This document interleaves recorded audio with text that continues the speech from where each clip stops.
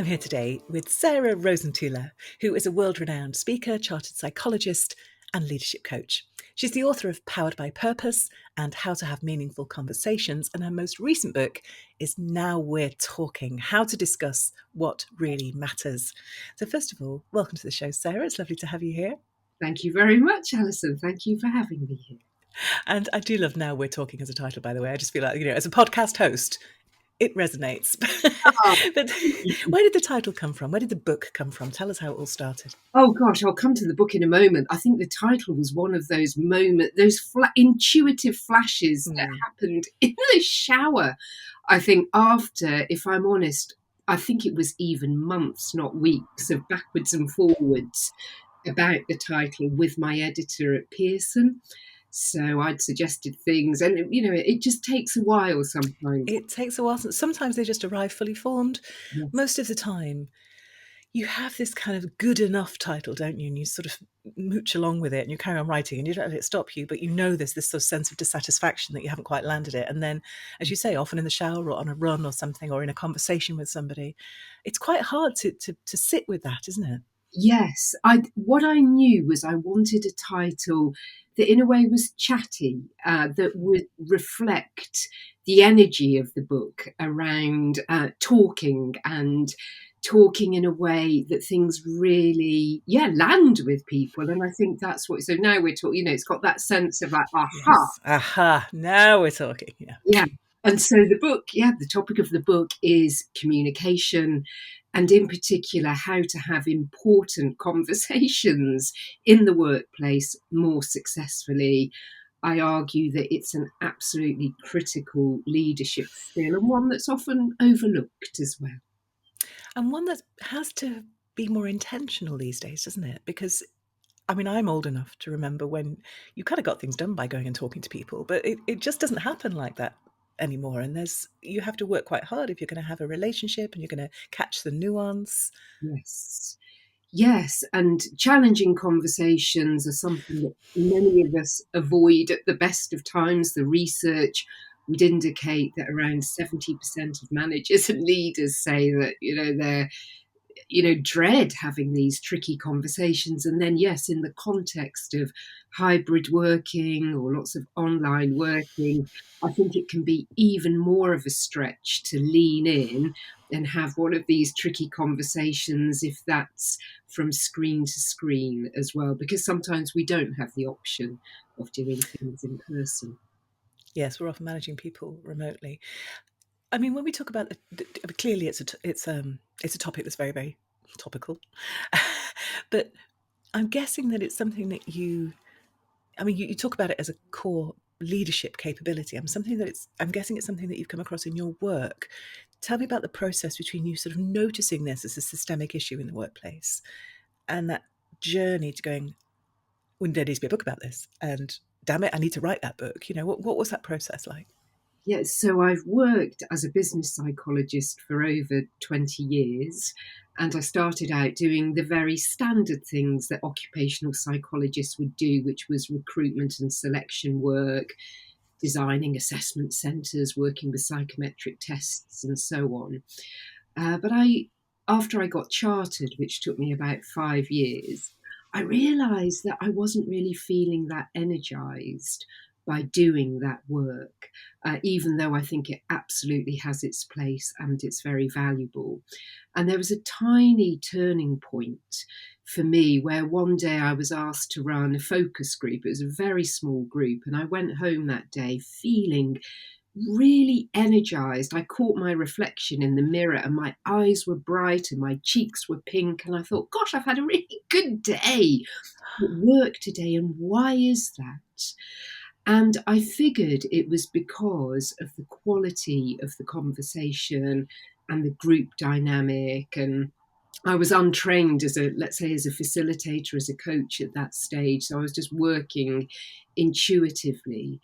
And I realized just by noticing what was energizing that it had something to do with the quality of dialogue in a group. And that then set me off on a path, on a thread that I've followed for the last 20 years or so, just being really interested in how it is that people can talk together, particularly actually when it's more than one to one, when it's in a group setting Mm. or a team setting, and particularly when there are difficult subjects to talk about that have people kind of running for the hills or not speaking out and saying what's really true for them.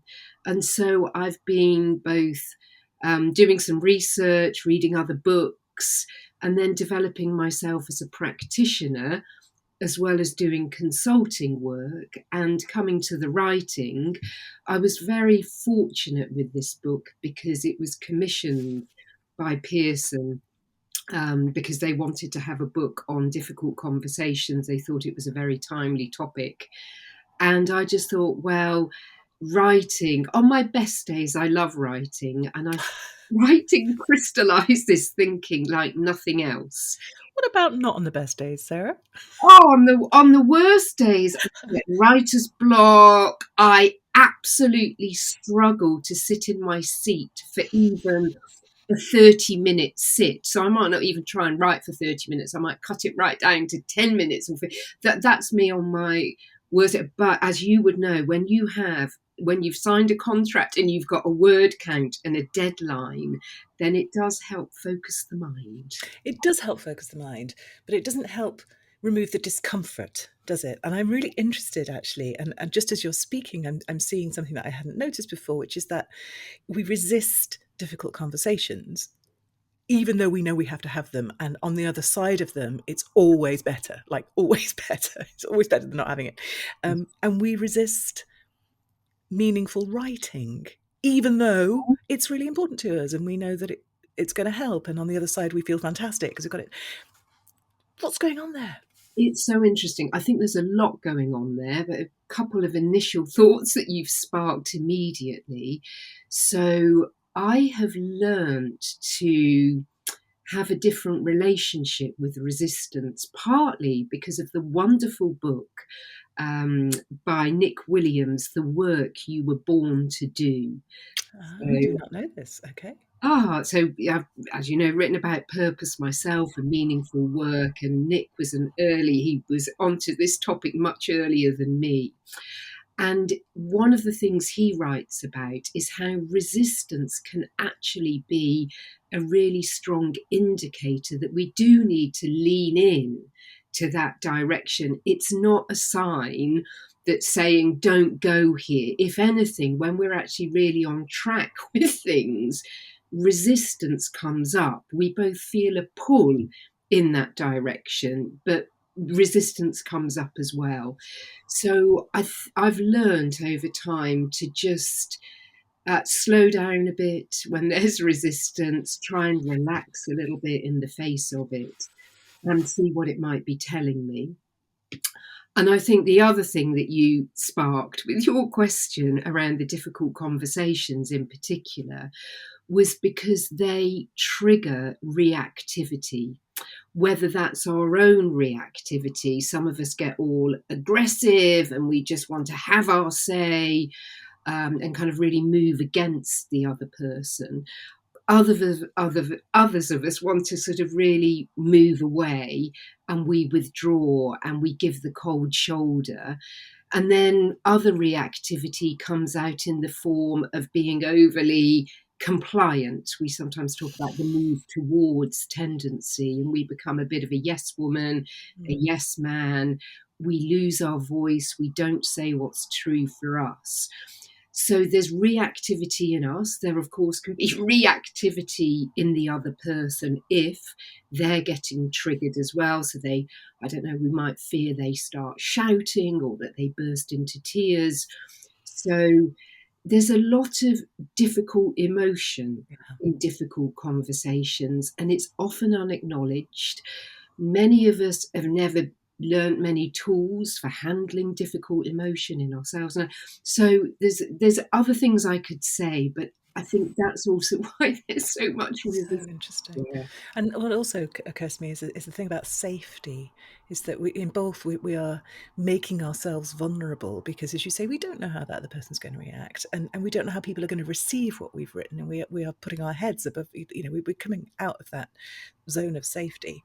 And also, there's something about identity, isn't it? What, when you say about your truth, I mean, often we don't really know what that is. What is our truth? What is it we want to say? What do I really think about this? Because what I thought this morning is actually different from what I think now after I've had lunch. Or things can fluctuate across the course of the day. What do we think about this? It's hard. Absolutely. And another dimension I think you're touching on here of difficult conversations and dialogue is to do with self images. Yes. And so we all have a set of self images inside of us. Some of them we might be aware of, others we're less conscious of. But for example, I might have a self image of myself as a competent person.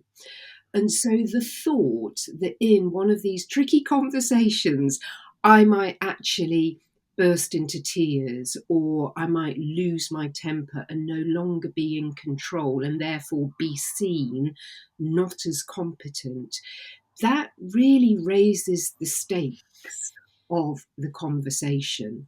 Or I might absolutely dread that I'm going to get some tricky feedback. And then that triggers, and it can maybe go right back to childhood, a sense The whole of, self worth and yeah. yeah, and all of that is bubbling away Mm. underneath the surface. And think it makes it really understandable why it is we therefore either avoid difficult conversations or we botch them, we plow right in, we don't do any prep. Very understandable. And back to the reason for writing the book, there's a wealth of tools out there, some of them developed by psychologists, others by non psychologists. And I just wanted to try and make accessible to managers and leaders in organizations everywhere these tools and frameworks so that instead of avoiding or messing up difficult conversations, we could have them more effectively. And for me, this is the absolute joy of organizational psychology. Why I think it's such an interesting field is it's at that intersection of human psychology, you as an individual, all the stuff we've just talked about, and then the organizational perspective. How do we actually get a functioning organization with a culture that's helpful and supportive and get stuff done profitably? And it's the messy stuff in that intersection, isn't it? It is. It is. And I find the workplace both really challenging and really catalytic for development, personal development, professional Mm. development. And the stakes can be high as well, just in a very objective sense, because actually your ability to communicate, your ability, whether you can have that conversation or not, can sometimes really lead to significant consequences. You don't get the promotion, you don't get put on that stretch assignment that you really wanted to be on. So I really acknowledge that. And what can be so catalytic as well, and I've seen this with teams that I've coached. So sometimes teams want to go on the journey, for example, from good to great, or one team I coach said, we want to go from great to exceptional. And to go on that journey really involves investing time and energy and resources Mm. in having the conversations that matter most, whether that's about your purpose or your strategy or even next year's budget, whatever it is. And the best teams I've worked with carve out the time to have that dialogue so they're not just caught in firefighting or operational matters. And so in the book, I've learned as much from when things go wrong as I have from teams and organizations and leaders that are really good at this stuff and they're generating competitive advantage for Yeah, themselves because of making that investment. yeah. And that's the important thing, isn't it? We wouldn't be investing in all of this if it didn't actually have performance Yes. implications. Yeah, Yes. so interesting. So we know, because you've already told us, that writing isn't a walk in the park every day for you. But you've done several books now. So, and I'm sure you know this, I always ask my guests, what's your one best tip for somebody listening who perhaps is finding it hard? What do you wish you'd known at the start of this journey? Oh gosh, well, I've made quite a few mistakes along the way. Probably the biggest one, and this would then turn into the learning, was after I wrote How to Have Meaningful Conversations, I then decided to, without going through any publisher or agent, decided to write another manuscript. And I did, and it took a year, and I produced my 60,000 words. And the working title for that manuscript was Life Enriching Relationships. And because I thought, actually, in writing about communication and conversation, the deeper cut here is about relationships. Anyway, once the draft manuscript was done, I didn't get any interest from an agent or a publisher. It kind of went nowhere. And in the end, I went to a literary agent, she called herself, Katie Forster, who'd been the CEO of Virgin Books, Mm. for some advice. And she read through my manuscript and she asked me the question. She said, "Where do you see your career going?" She said, "Do you see yourself, for example, on the sofa of Loose Women, commenting on relationships in the Big Brother house?" And I sort of said to her, "No, no, no." Absolutely not. No. She said, "Well, I didn't think it was you, and you haven't actually got the right voice for that, and you're not actually quite sassy enough for that." Or something like that. She said to me. Harsh. Yeah, it was harsh, and it was a moment of reckoning. And then she went on to say to me, "Look, you're a corporate psychologist, and you're a woman, and you're probably working with an alternative approach to leadership and leadership development. And if you wrote from that perspective, I know agents and publishers who would bite your hand off." Yeah. So anyway, I took the long train journey home back from London to Shropshire and had a good long think about all that. And then I did, after I'd licked my wounds, and that took a little while. I then really did the pivot towards writing for a business audience and leaders and managers, because the first book, the Meaningful Conversations book, was more of a self-help well-being book. Mm.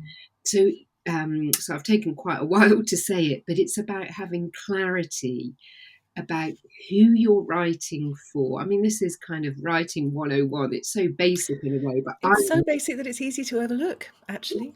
it is. And what's the book? What's the impact you want your book to have on the reader primarily, and then of course on yourself and your Yes. own career. And this is why I really respect the work that you do and the support that you give to writers and authors, so that you have a sense of alignment Yeah. between spending your precious time and energy writing and then your wider work as well. Absolutely, and there's a kind of bald, crass commercial aspect to that, which is that books don't really make money. So, it can position you brilliantly for a fantastic return on investment if it's aligned with that. But there is a bigger piece, and we've talked about sort of self-development at work and professional development, and a book is part of that, isn't it? It's all that time and energy and thought and development and articulation. And if that isn't aligned with what you're doing professionally, what a waste. But Yeah, if it is, oh my goodness, it's a force multiplier, isn't it?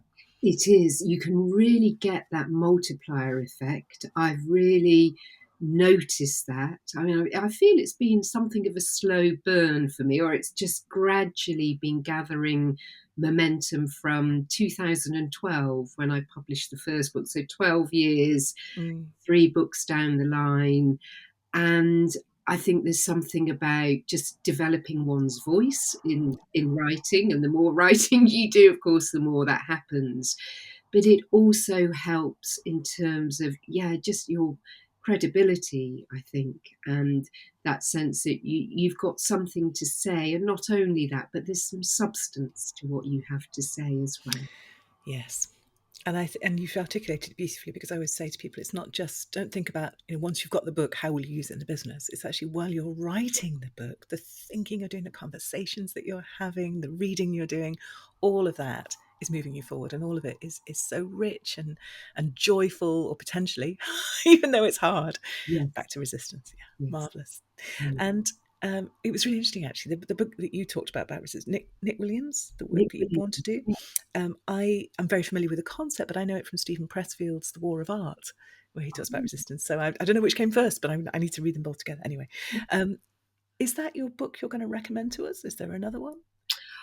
I just dug off my shelf what I've started reading recently, which I'm really enjoying. So this is Be a Better Boss by Henry Engelhardt. And I saw Henry speak at the Hay Festival last year, and I always enjoy hearing an author speak about their work. So it's a great book. It's not particularly intellectual, but it's very rooted in direct experience. So Henry was the CEO of Admiral Insurance Ah, for many years, and in the annex, and I've never seen an annex quite like it, but they've got all the awards that they won over many, many years. So a high performing organization. And I like it for a couple of reasons. He's really underlying about the need not to come from your ego as a boss. And you are there to serve the people that you lead. And in particular, your job as a boss is to build a strong team.